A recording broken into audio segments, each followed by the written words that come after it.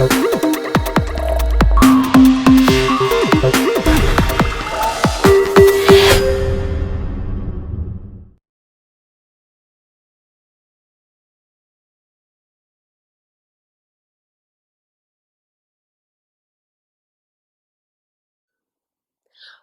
pessoal! Eu sou a professora Ana Zadra e vou trabalhar com vocês o direito constitucional.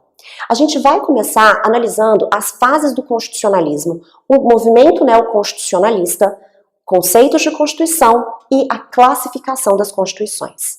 Prestem bastante atenção que isso com certeza é questão certa em qualquer prova que vocês forem fazer de direito constitucional. Analisando os primeiros conceitos, então, analisando essas fases do constitucionalismo, a primeira delas que você tem registro começa 30 mil anos antes de Cristo. Bom, bastante tempo, né? Existem alguns autores que colocam esse período. E ele é marcado com o quê? Ele vai desse período até o início do século XVIII. Ele começa sendo marcado por normas divinas emanadas por Deus que dão autorização ou que permitem aos monarcas comandarem a vida dos seus súditos. A gente começa a perceber uma mudança desse ideal ou dessa forma de organização de Estado no início do século XVIII. No início do século XVIII, a gente percebe a necessidade ou a exigência da população em começar a limitar o poder do Estado, o poder do governante, o poder do monarca. É aí que surge o constitucionalismo. É nessa fase que a gente começa a falar de constitucionalismo. A segunda fase, também bastante marcante, começa no início do século XVIII e ela vai até o século XIX. Essa fase ela é marcada pelas revoluções liberais e a partir desse momento a gente vai falar num constitucionalismo clássico, um constitucionalismo liberal moderno. Ele surge basicamente com a Revolução da Independência dos Estados Unidos e com a Revolução Francesa. O que marca esse movimento? Esse movimento marca o anseio e o pedido de garantia de liberdades feitas pela própria população. Uma revolta com relação aos exageros, à soberba dos monarcas e a partir desse momento o povo toma para si o poder e a forma de exercer esse poder, exigindo assim regras claras de limitação do poder estatal. Só que nessa fase do constitucionalismo, o que a gente percebe é uma ênfase muito forte às liberdades, o que a gente chama de direitos de primeira dimensão ou primeira geração. Esses direitos eles são expandidos na terceira fase do constitucionalismo, que é o que a gente chama de constitucionalismo social ou contemporâneo. O período que ele vai ser atribuído, ou que ele vai se predominar, ou ter uma maior predominância, é do século XX até o século XXI. E qual que é a característica principal que a gente tem nessas constituições, ou nesse processo, nessa fase constitucional, social ou contemporânea? É que a partir dessa fase, a gente começa a exigir, o povo começa a exigir do Estado, não só direitos à liberdade, aqueles direitos entendidos como primeira dimensão, aqueles direitos entendidos como de primeira geração, mas ele também começa a exigir ações do Estado que garantam a dignidade da pessoa humana. A partir desta fase, o que a gente tem? Qual que é o marco? São ações do Estado. Aqui, no período clássico, na fase clássica, no constitucionalismo clássico, eu estou me referindo, ou eu exijo do Estado, uma omissão.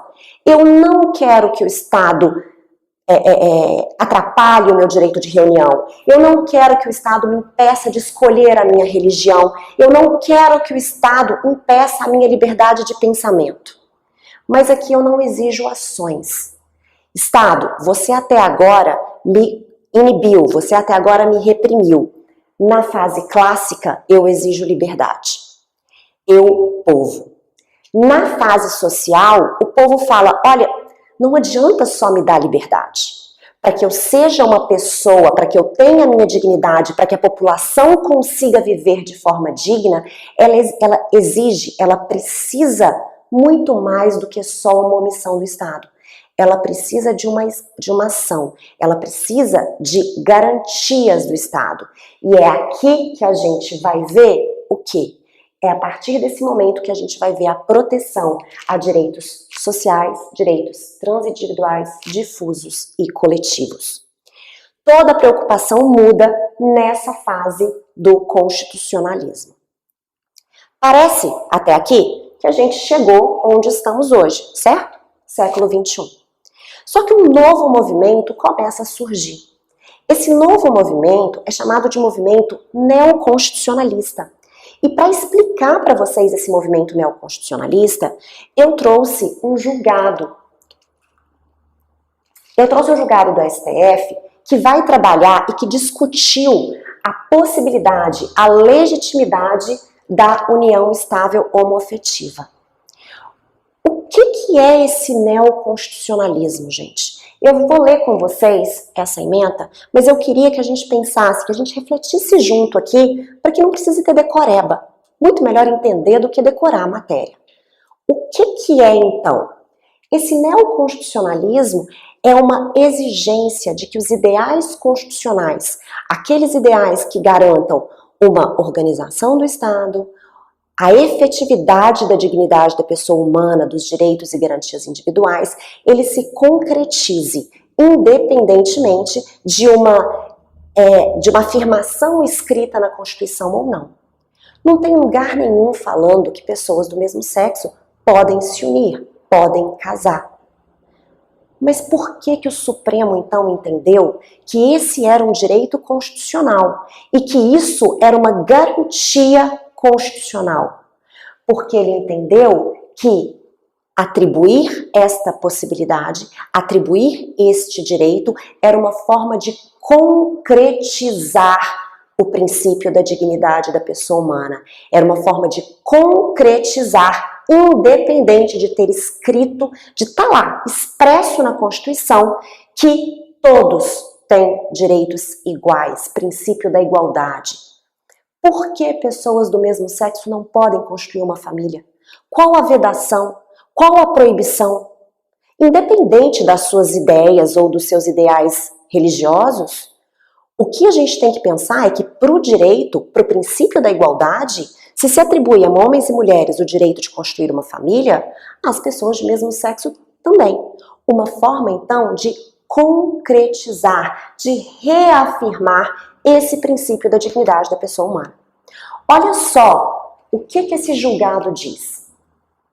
A força normativa de que se acham impregnados os princípios constitucionais e a intervenção decisiva, representada pelo fortalecimento da jurisdição constitucional, exprimem aspectos de alto relevo que delineiam alguns dos elementos que compõem o marco doutrinário que confere suporte técnico ao neoconstitucionalismo.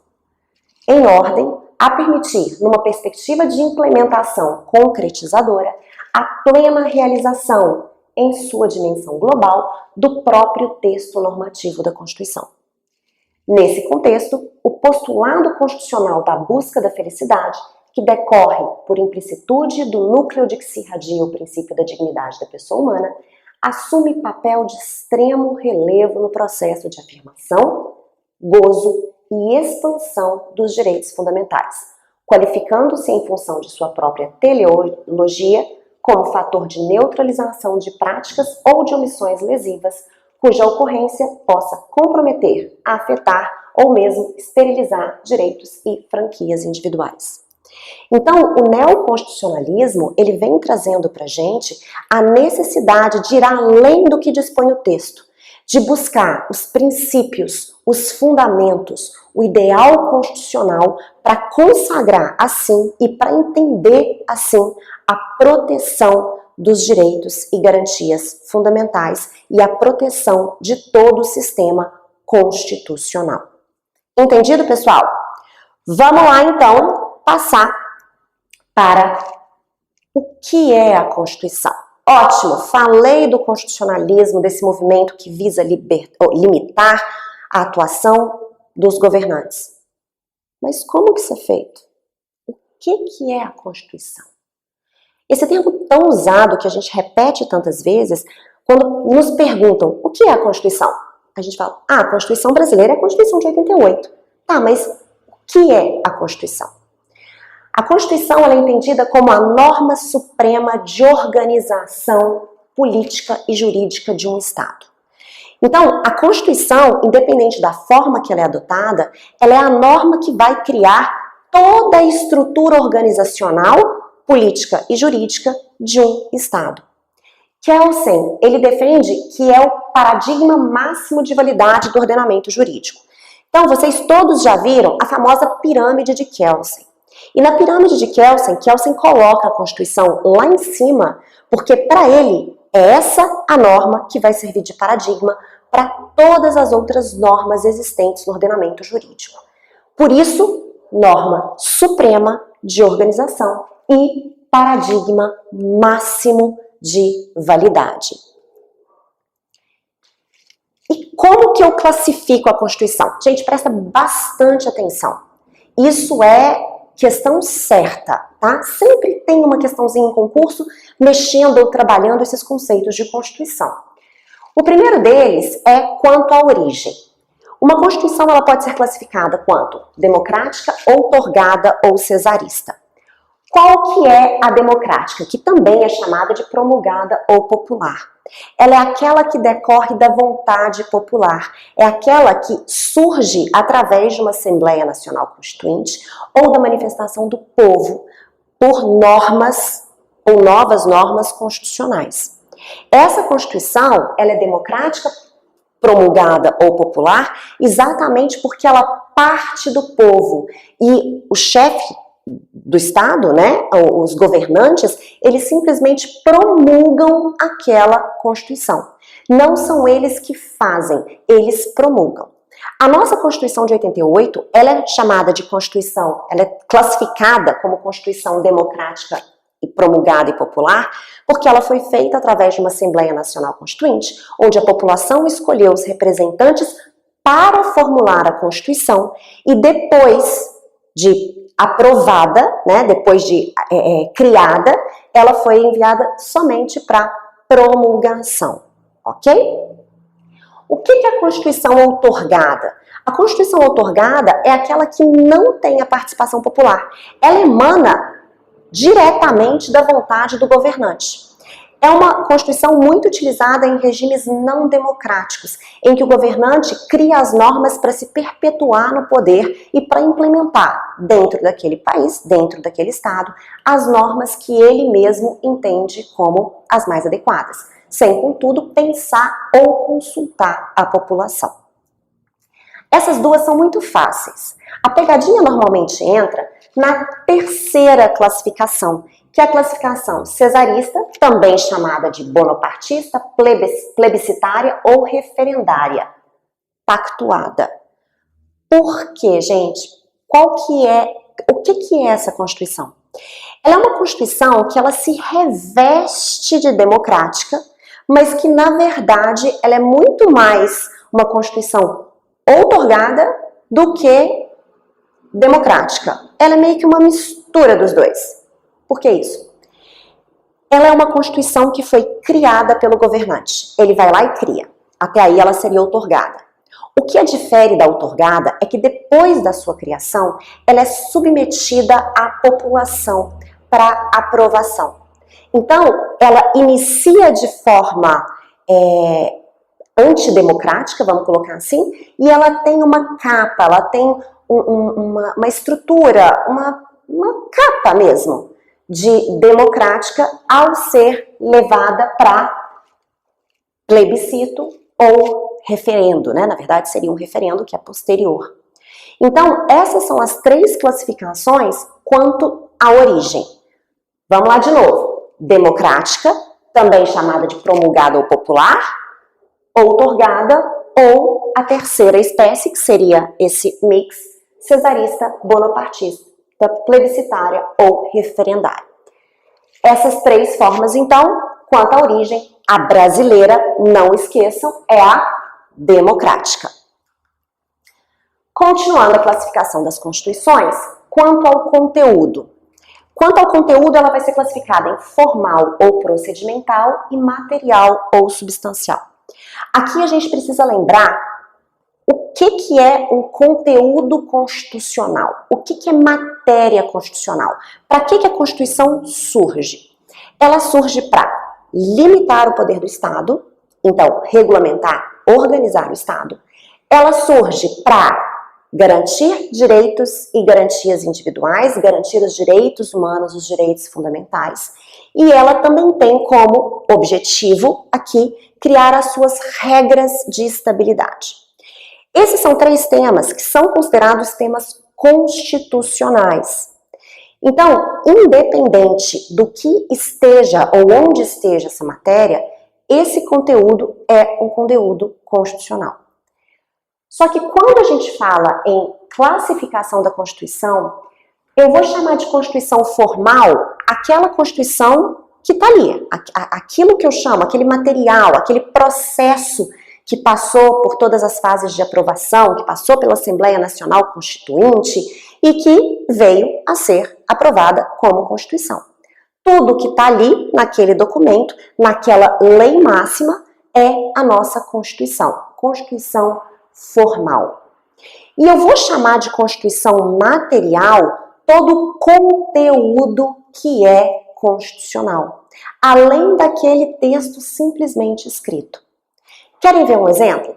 Se a gente pegar o artigo 5º da Constituição, parágrafo 2º, lá está dizendo que os direitos humanos previstos em tratados internacionais ratificados pelo Brasil serão incorporados no ordenamento jurídico. O parágrafo 3º ainda traz a regra de aprovação, 3/5 em 2 turnos, nas 2 casas do Congresso. Isso significa que os tratados internacionais em matéria de direitos humanos, do qual o Brasil faz parte, por mais que não esteja formalmente dentro da Constituição, eu vou entender como norma constitucional porque a matéria, a substância, o conteúdo é constitucional. Essa é a regra máxima quando a gente fala de classificação quanto ao conteúdo. Eu preciso lembrar o que é norma constitucional formal e norma constitucional material. Ok? Passando. Tá fácil, né, gente? Vamos lá. Quanto à forma, ela vai ser chamada de escrita ou procedimental, de novo, aquela que está dentro de um documento escrito, e aí ela pode ser codificada, todos os documentos num único lugar, ou não codificada. Diversas leis a compõem, mas existe uma ideia do que é a estrutura constitucional daquele Estado. Essa é a escrita ou procedimental. Quanto à forma não escrita, costumeira ou consuetudinária, é aquela que não necessariamente decorre de leis aprovadas. Ela decorre de costumes, de práticas. Isso quer dizer que não tem nada escrito? Não. Presta bastante atenção que aí está a pegadinha com relação a essa classificação. A Constituição costumeira, a Constituição chamada de não escrita, ela não necessariamente não é escrita, como a gente entende. O que a difere, então, da outra? O que a difere é que ela vai ser composta não só por leis, ela vai ser composta por julgados, ela vai ser composta por todo um sistema cultural, legal, político, que pode extrapolar simplesmente as leis escritas. Essa é a diferença. Então toda Constituição escrita, toda Constituição não escrita só baseia-se em costume e não tem nada redigido? Não. Ela tem sim textos e leis redigidas, mas eu vou chamar de norma constitucional mais do que existe redigido. Eu vou entender, eu preciso analisar. As Cortes Supremas, quando forem julgar a constitucionalidade ou não de um fato, elas vão além do que a análise documental. Elas vão além, elas olham costumes, práticas, jurisprudência, isso tudo entra na análise de uma Constituição não escrita. Exemplo claro e clássico é a Constituição inglesa, tá bom? Bom, a próxima forma de classificação que a gente tem, a quarta, é quanto à estabilidade. O que é essa análise? Então, antes da gente falar, né, das classificações, vamos entender o que ela significa, o que ela representa. Então, quando eu falo em análise ou classificação da Constituição quanto à mutabilidade, o que eu quero e o que eu me refiro é a possibilidade de alteração. Por isso também, mutabilidade ou alterabilidade. Existe a possibilidade de mudar essa Constituição? Como que é o processo de mudança dessa Constituição? É fácil? É dificultoso? Todas as normas podem ser alteradas? Ou existem limitações? São essas características que vão definir o tipo de Constituição em relação à estabilidade.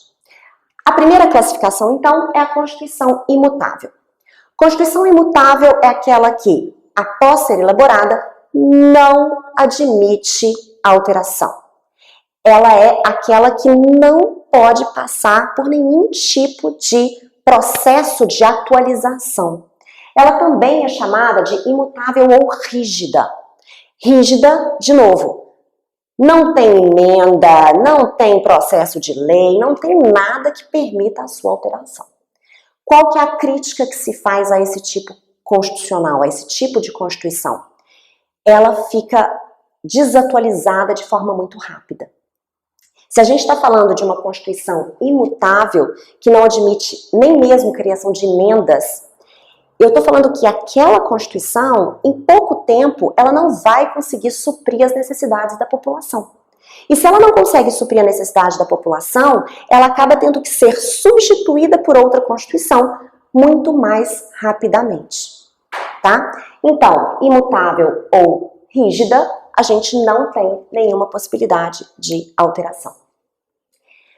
Na Constituição superrígida, a gente tem a possibilidade de mudança, só que essa mudança não é de todo o texto e ela exige um procedimento especial, tá? Presta bastante atenção, porque aqui na superrígida, alguns autores vão classificar, por exemplo, a Constituição brasileira em rígida.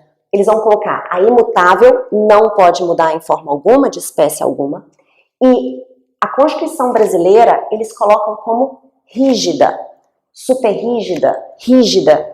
Por quê? Porque ela tem um processo mais dificultoso de fazer a sua alteração constitucional, a gente tem as cláusulas pétreas e a gente tem todas as regras de alteração, de criação de emendas à Constituição, mas ela pode passar por um processo de alteração. Então, na prova, se cair que a Constituição brasileira é rígida ou superrígida, vocês podem colocar como verdadeira. Por quê? Porque a maior parte dos autores vai classificá-la aqui, dentro dessa classificação da B. A gente não tem, por exemplo, aqui nessa estrutura, nessa forma de classificação que eu trouxe para vocês, o termo da rigidez. Então a gente vai colocá-la aqui, tá? Outra forma de alteração, de mutabilidade das constituições é a Constituição flexível. Qual que é aquela Constituição flexível? É aquela que simplesmente vai permitir a alteração do texto constitucional como se muda qualquer lei ordinária. Eu não preciso de emenda, eu vou lá, submeto ao Congresso como se fosse uma lei, essa lei é aprovada e altera-se a nossa norma máxima do Estado. O problema desse tipo de Constituição é que ela não traz nenhum tipo de segurança, de estabilidade. Por isso, pouco utilizada, tá? E a última forma que eu trago para vocês é a chamada de semirrígida, semiflexível ou mista. O que significa isso? É uma Constituição que, para algumas disposições, exige um procedimento mais dificultoso para sua alteração e outros dispositivos constitucionais podem ser alterados da mesma forma com que na flexível se altera, tá? Então, vamos só recapitular aqui para não ter dúvida. Imutável, não posso mudar de forma alguma. Superrígida ou rígida, ela pode ser alterada por um procedimento especial, chamada de superrígida porque algumas disposições não podem ser alteradas nem mesmo por emenda à Constituição, como é o caso da Constituição brasileira com as cláusulas pétreas. Flexível muda como muda uma lei comum, e a semirrígida, semiflexível ou mista é aquela que vai misturar essas duas formas. Eu posso alterar algumas disposições de forma mais elaborada, complexa, através de emendas, né, como seria no Brasil, e outras disposições eu não posso alterar, ou melhor, eu posso alterar como eu mudo uma lei ordinária comum, ok? Vamos passar então para a nossa próxima classificação. Quanto à extensão, essa Constituição vai ser sintética ou analítica. Sintética quando ela trouxer poucos artigos e somente aquele conteúdo constitucional. De novo, organização do Estado, direitos e garantias fundamentais e normas de estabilização constitucional. E ela vai ser chamada de analítica quando? Ela vai ser chamada de analítica quando ela tiver um rol gigantesco de artigos, como é a nossa Constituição, e no seu texto, no seu conteúdo, está super dissecado ou super especificado diversos direitos e diversas normas que não necessariamente têm conteúdo constitucional, como é o caso, famoso caso do Colégio Dom Pedro II, localizado na cidade do Rio de Janeiro, que vai ser administrado pela União. Isso não é matéria constitucional. A administração de uma escola, de um colégio, não tem nada a ver com matéria constitucional, mas foi incluída na nossa Constituição. A Constituição brasileira, então, é analítica, ok? E por fim, última classificação para a gente terminar essa aula hoje, quanto à finalidade. Ela vai ser uma Constituição garantia liberal, defensiva ou negativa, é aquela Constituição que traz matéria constitucional. Ponto. Matéria constitucional, principalmente e em especial, direitos e garantias de primeira dimensão, liberdades. Ela vai ser chamada de dirigente quando, além dos direitos e garantias individuais, ela trouxer também direitos sociais. Quando ela trouxer a necessidade do Estado de garantir, de atribuir à população direitos coletivos, direitos e projetos e propostas para implementar os direitos à igualdade, os direitos de segunda dimensão. E, por fim, a Constituição chamada de balanço, ela tem esse nome porque ela é criada num momento político específico e quando ela é criada, ela representa, ela expõe, ela exterioriza aquela situação política momentânea, mas que ela pode ser, ou com um novo momento político, com uma nova alteração política, ela pode ser revisitada, ela pode ser revista, para aí sim, através de um balanço do que mantém e do que se foi, ela ser adequada ao momento político atual. Ok, pessoal? Esse é o conteúdo de hoje, espero que tenham gostado e até a próxima aula.